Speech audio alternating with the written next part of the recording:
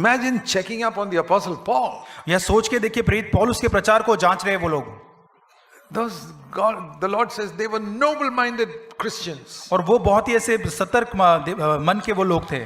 It says that in Acts chapter 17 और प्रेरितों के काम 17 अध्याय and verse 11, 11 वचन, the people in Berea were noble-minded, more noble-minded than the Thessalonican Christians. Verse 11, Acts 17. ये लोग थिस्सलुनीके के यहूदियों से भले थे. Because, why? क्यों? They examined the scriptures daily to see if this was so.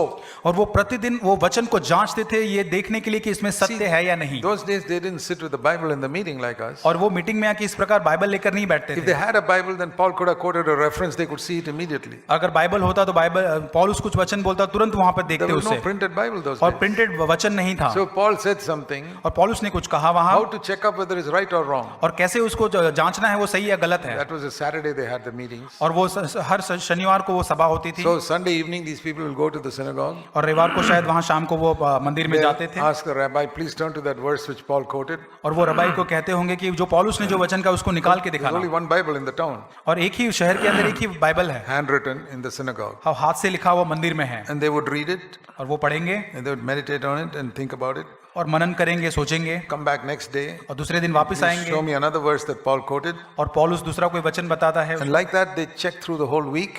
और पूरे सप्ताह तक उस वचन को आप वो खोजते They हैं were serious.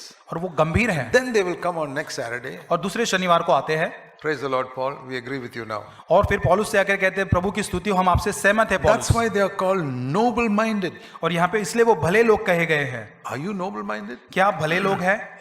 Do you check the scriptures? और क्या आप वचन की जांच करते हैं?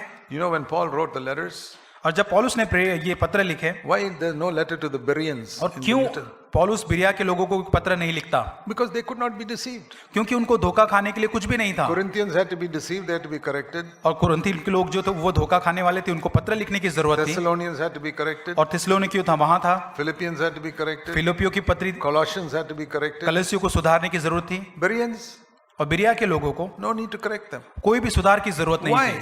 क्यों? Because whichever preacher came, they would check with the Bible. और कोई भी प्रचारक प्रचार करता वो वचन से उसको जांचते थे. So such people will never get deceived. और ऐसे लोग कभी भी धोखा नहीं खाते. Be like that. ऐसे लोग Then बने. the Holy Spirit will say about you also, you are noble-minded. और फिर पवित्र आत्मा आपके बारे में भी कहा कि आप भले मन के लोग हैं. Whoever